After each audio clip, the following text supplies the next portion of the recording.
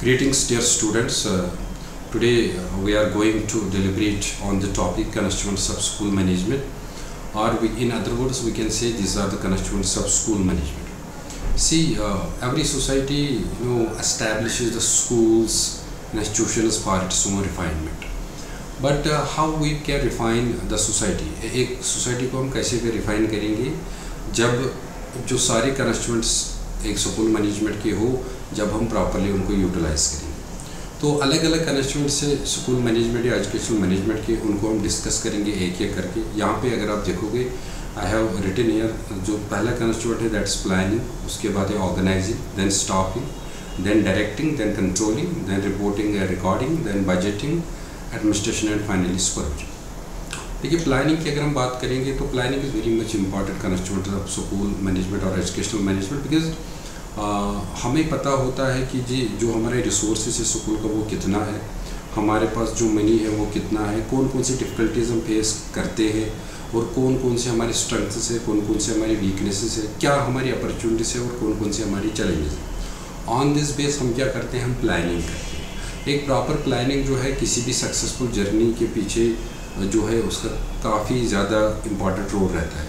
अगर हमारी प्लानिंग जो है वो एफिशिएंसी के बेस पे हो, अगर हमारी प्लानिंग जो हो वो प्रॉपर एजुकेशनल मैनेजमेंट के बेस पे हो, अगर हमारी प्लानिंग जो है वो फ्लेक्सिबिलिटी के बेस पे हो, अगर हमारी प्लानिंग जो है वो चेंजेस को एक्सेप्ट करे, और अगर हमारी प्लानिंग इस तरह से हमने प्लान किया हो ताकि हमने पहले रिसोर्सेज को एसेस किया हो, तो हम सक्सेसफुली जो हमारे ऑब्जेक्टिव्स है हम उनको फुलफिल करेंगे। देखिए, हम प्लानिंग में ऑब्जेक्टिव सेटअप करते हैं ताकि जो हमारा आउटकम हो वो प्रॉपर हो, अच्छा हो, और हम इन ऑब्जेक्टिव्स को एट द एंड हम सेटिस्फाई करें। तो इन चीज़ों को जब हम मद्देनज़र रखते हैं तो उससे क्या होता है, उससे हमारी प्लानिंग जो है वो एफिशिएंट बनती है और आगे हमारा इंस्टीट्यूट बेहतर चलता है। इसके बाद अगर हम बात करेंगे नेक्स्ट कंस्टिट्यूएंट की, दैट्स ऑर्गेनाइजिंग। देखिए, हमारे पास जो हमारा इंस्टीट्यूशन है इसमें हमारे ह्यूमन रिसोर्सेज है, मटेरियल रिसोर्सेज है। अब ह्यूमन रिसोर्सेज के दरमियान हम किस तरह से कोऑर्डिनेट करें, किस तरह से उनको एक फील कराएं कि किस तरह से वो वर्कहोलिक नेचर उनमें डेवलप करें, वो एक दूसरे के साथ वो काम करें। जब सभी एक दूसरे के साथ काम करते हैं और अकॉर्डिंग टू देयर कैपेसिटी करते हैं और as per the division of labour करते हैं, तो हम मटेरियल्स को भी प्रॉपरली यूज़ करते हैं। एक ऑर्गेनाइजेशन का उसूल है कि वो काम मिलजुल के करता है ताकि जो हमारे ऑब्जेक्टिव्स हो वो थ्रू कोलैबोरेशन अचीव हो, वो अच्छी तरह से अचीव हो।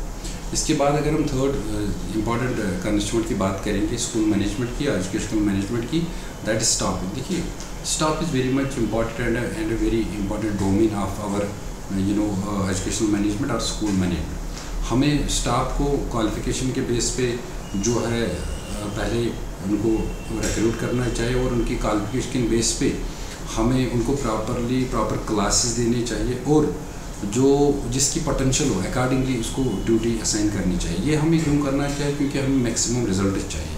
ये तभी हम कर सकते हैं जब हम प्रॉपर स्टाफिंग करेंगे और as per the requirement and as per the capability of the staff करेंगे अपनी इंस्टीट्यूशन में, तब हमारे पास मैक्सिमम रिजल्ट आ जाएंगे।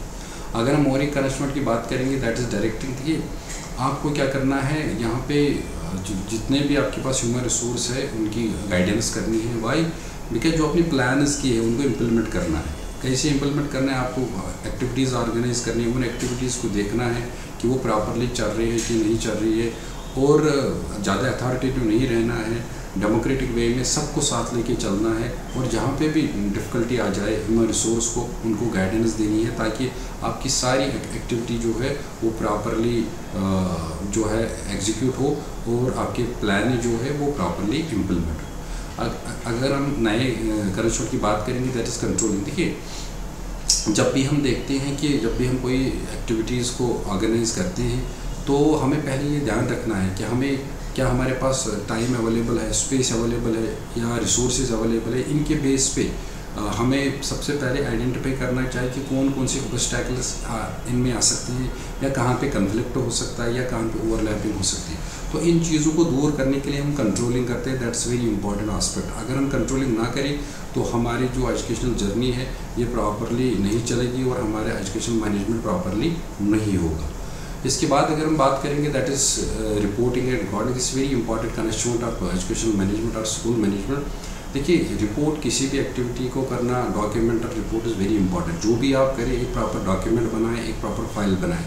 क्यों? क्योंकि इसके बेस पे जब हम देखते हैं आगे के प्लान जो है, इसी के बेस पे हम देखते हैं।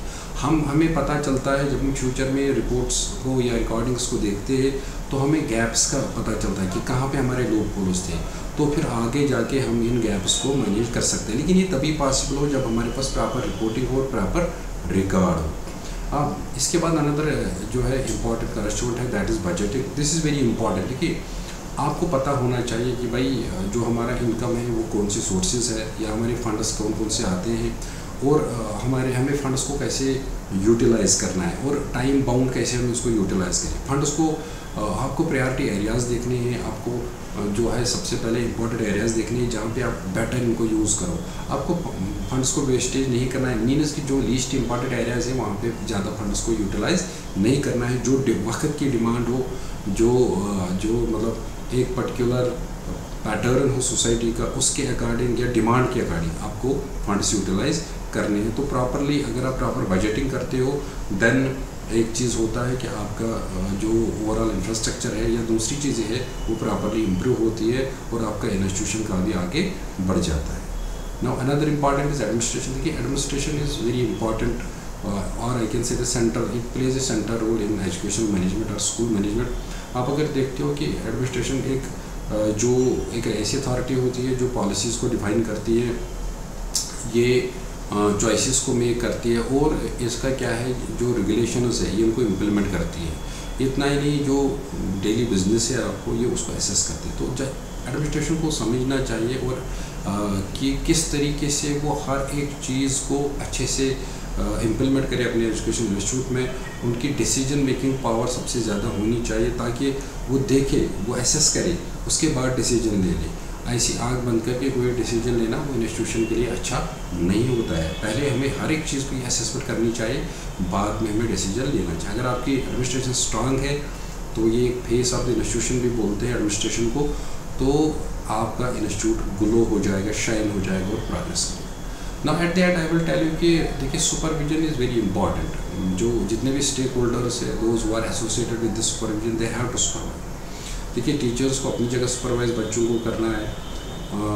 इवन यहाँ पे मैं ये भी कहूँगा पेरेंट्स को भी करना है। इवन जो हेडमास्टर है उसको HOI है, आपका हेड ऑफ इंस्टीट्यूशन है, उसको अपनी जो है टीचिंग फैकल्टी को अच्छी तरह से उनको जो है सुपरवाइज़ करना है। सुपरवाइज़ क्यों हम करते हैं? बिकॉज हम इससे क्वालिटी टीचिंग को एसेस करते हैं, हम एक अच्छा लर्निंग एनवायरनमेंट प्रोड्यूस कर सकते हैं, हम स्टूडेंट की प्रोग्रेस को मॉनिटर कर सकते हैं, हम कोऑपरेटिव स्ट्रेटजीज डेवलप करते हैं, और हमें ये भी देखना है कि हम टीचिंग मेथड्स को कैसे इम्प्रूव करेंगे। ये सभी पॉसिबल है। क्वालिटी टीचिंग भी तभी पॉसिबल है, या अच्छा एनवायरनमेंट भी तभी पॉसिबल है, या स्टूडेंट की मॉनिटरिंग तभी पॉसिबल है, या इम्प्रूवमेंट इन टीचिंग मेथड्स तभी पॉसिबल है जब हम एक अच्छी तरह से सुपरवाइज करें। गरज यहाँ कहने का ये है कि एजुकेशन मैनेजमेंट या स्कूल मैनेजमेंट की जो कंस्टिट्यूएंट्स है ये सभी बहुत इंपॉर्टेंट है, और इसमें एक खासकर एज ए टीचर और as a head of institution हमें इसकी नॉलेज होनी चाहिए।